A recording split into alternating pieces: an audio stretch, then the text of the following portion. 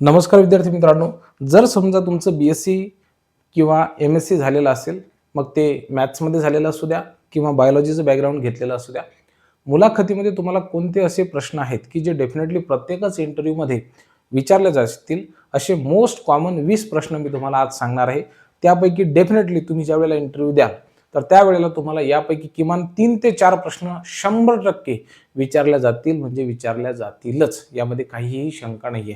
कोणते असे 20 प्रश्न होते जे मलाही प्रत्येक ठिकाणी इंटरव्ह्यूमध्ये विचारले गेले, ते कॉमन 20 प्रश्न जे आहे, जे प्रत्येक विज्ञान आणि गणिताच्या शिक्षकाला विचारल्याच जातील, असे 20 प्रश्न मी शोधून काढलेले आहेत. माझ्या अनुभवावरून सुद्धा काढले आणि मोस्ट कॉमन जे माझ्या सर्व सवंगड्यांना सुद्धा विचारले गेलेले होते.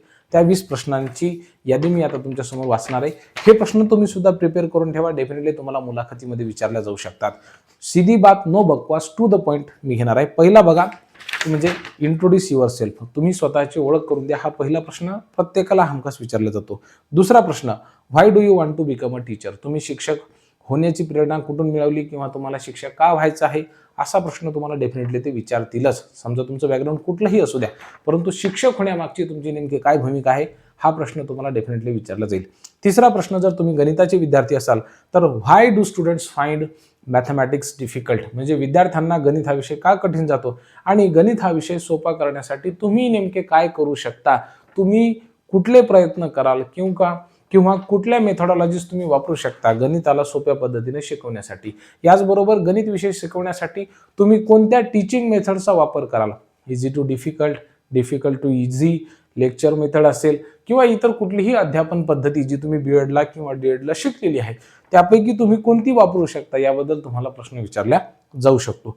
पुढचा अत्यंत महत्त्वाचा प्रश्न की what is the importance of experiments in teaching science. विज्ञान शिकवत असताना प्रयोगांचं नेमकं काय महत्त्व आहे, यावरती तुम्हाला प्रश्न विचारला जाऊ शकतो. How will you teach weak students. त्यानंतर how will you explain the Pythagoras theorem to the students. विद्यार्थ्यांना पायथागोरस थेरम सोप्या शब्दांमध्ये कसं शिकवू शकाल. आता तुम्ही जर गणिताचे शिक्षक असाल तर डेफिनेटली तुमचा सर्वात महत्त्वाचा हा थेरम आहे, जो तुम्हाला माहिती असला पाहिजे. तो सोप्या पद्धतीने कसा शिकवावा, जरी सुद्धा तो तुम्ही डेमोमध्ये घेतला असेल नसेल, याला काही फरक पडत नाही, परंतु त्यावरती डेफिनेटली प्रश्न विचारला जातो. कारण की इंटरव्ह्यू पॅनलमधले सगळे गणितज्ञ असतीलच असं नाही. या व्यतिरिक्त सुद्धा तुम्हाला ट्रिगोनोमेट्रीवरती प्रश्न हा विचारला जाऊ शकतो. 6वी ते 10वी पर्यंत पॉलिनॉमियल असेल, सेट्स असतील, यावरती सुद्धा तुम्हाला प्रश्न विचारले जाऊ शकतात. या व्यतिरिक्त तुम्ही डेमोसाठी जो टॉपिक घेतलेला होता, त्या संदर्भामध्ये तुम्हाला प्रश्न विचारले जाऊ शकतात. तर तो तुम्ही ऑलरेडी प्रिपेअर करून येतातच, परंतु त्या व्यतिरिक्त सुद्धा हे प्रश्न विचारले जाऊ शकतात. जर तुम्ही विज्ञानासाठी गेलेले असाल तर तुम्हाला न्यूटन्स लॉज, केपलर्स लॉज हे डेफिनेटली विचारले जातात. कुठल्याही विज्ञानामधील जे काही बेसिक 4 फंडामेंटल फोर्सेस आहेत, त्याबद्दल तुम्हाला विचारलं जाऊ शकतं. त्या व्यतिरिक्त जर समजा तुम्ही केमिस्ट्रीची तयारी करत असाल तर कमीत कमी आयसोटोप्स, आयसोबार, ह्या जे 2 बेसिक संकल्पना आहेत, त्या तुम्हाला विचारल्या जाऊ शकतात. त्याचबरोबर ॲटम्स आणि मॉलिक्युल्स फॉर्मेशनच्या विविध ज्या थिअरीज आहेत, त्याबद्दल तुम्हाला प्रश्न विचारला जाऊ शकतो, जर तुमचं केमिस्ट्री बॅकग्राऊंड असेल तर. आता मी हे तुम्हाला सांगतोय ते म्हणजे 6वी ते 10वी, यासाठी 11वी-12वीसाठी आपण सेपरेट पुन्हा एक व्हिडिओ घेणार आहोत. पुढचा प्रश्न आहे की how will you handle indiscipline students in the classroom. जे विद्यार्थी वर्गामध्ये गोंधळ करतात, अशा बेशिस्त विद्यार्थ्यांसोबत तुम्ही कशा पद्धतीने टॅकल कराल किंवा त्यांना कसं हाताळाल. What is continuous comprehensive evaluation. हा महत्त्वाचा प्रश्न आहे, ज्याला आपण CCE म्हणतो. विद्यार्थ्यांचं वर्षभर आपण सातत्याने जे सर्वंकष मूल्यमापन करतो, त्याला CCE असं म्हणतात. याबद्दलचा तुमचा अभ्यास असायला पाहिजे. जर हे तुम्ही संकल्पना पहिल्यांदाच ऐकत असाल तर मला असं वाटतं की आपण BEdला जे शिकवलेलं होतं ते विसरलो, त्याला एकदा रिवाईज करून घ्या. पुढचा प्रश्न जो हमखास विचारल्याच जाईल प्रत्येक कॅन्डिडेटला, तो आहे की what do you know about NEP 2020. नवीन शैक्षणिक धोरणाबद्दल तुम्हाला नेमकं काय माहिती आहे. नवीन राष्ट्रीय शैक्षणिक धोरण भारतानं 2020 मध्ये ॲक्सेप्ट केलं. त्याची आता अंमलबजावणी हळूहळू सुरू आहे. याच्यामध्ये त्रिभाषा सूत्राबद्दल नेमकं काय म्हटलेलं आहे, वयाचं जे सूत्र ठरवलेलं आहे त्याबद्दल तुम्हाला नेमकी काय माहिती आहे, या समितीचं अध्यक्ष कोण होतं, या समितीने किती वर्ष काम केलं, ही कधी स्थापन झाली होती, याचे सुरुवातीचे अध्यक्ष कोण होते, नंतरचं अध्यक्ष कोण होतं आणि ही इम्प्लिमेंट कधीपासून झालं, या संदर्भामध्ये महाराष्ट्र राज्य शासनाने, केंद्र राज्य शासनाने किती आर्थिक तरतूद केलेली आहे. आपण नवीन NEPचे जे काही धोरण आहेत तर ते कधीपर्यंत लागू करून त्याला खरंच यशस्वीपणे जर त्याची अंमलबजावणी करायची असेल तर नेमकं काय करू शकतो, शासनाची कशी कोणती धोरणं आहेत की ज्यांच्या माध्यमातून हे नवीन शैक्षणिक धोरण योग्यरित्या अंमलबजावणी त्याची व्हावी यासाठी प्रयत्न सुरू आहेत, हे सगळे प्रश्न तुम्हाला विचारले जाऊ शकतात. पुढचा प्रश्न, how will you reduce students fear of mathematics, विद्यार्थ्यांच्या मनामधील गणिताची भीती तुम्ही कशा पद्धतीने दूर करू शकता, हा प्रश्न तुम्हाला विचारला जाऊ शकतो. पुढचा, which teaching aids you will be using to teach a particular concept in mathematics, आता ते तुम्हाला व्हॉल्यूम सुद्धा सांगू शकतात.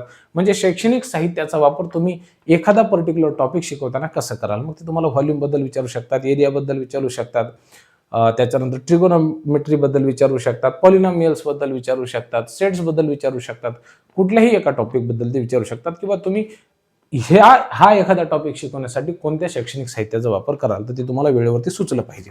पुढचा प्रश्न, की what is the difference between online and offline education, सध्या ऑनलाईन एज्युकेशनचं खूप फॅड सुरू आहे, त्या तुलनेमध्ये तुम्हाला नेमकं कुठलं बेटर म्हणजे वाटतं, ऑफलाईन की ऑनलाईन, मग तुमची जी काही भावना असेल तर ते तुम्ही सांगू शकता. आता काही विद्यार्थी ऑनलाईनला पूर्णच नकार देतात की नाही सर ऑनलाईन नकोच, परंतु आता मी जो तुम्हाला व्हिडिओ सांगतोय तो ऑनलाईन पद्धतीने आहे, हे सुद्धा तुम्ही शिकत आहात ना, त्यामुळे ऑनलाईनला चुकीचं न ठरवता ऑफलाईन पद्धतीची जे काही बाजू आहेत ते तुम्ही मांडायच्या, ऑनलाईनच्या निगेटिव्ह बाजू सुद्धा मांडायच्या, परंतु ते मांडताना तुम्ही हे सुद्धा सांगायचं की सर बहुतांशी जो आता प्लॅटफॉर्म आहे किंवा विद्यार्थी शिकण्याची जी काही टेंडन्सी आहे तर ती ऑनलाईन एज्युकेशनवरतीच आलेली आहे, ते तुम्ही तुमच्या पद्धतीने उत्तर देऊ शकता.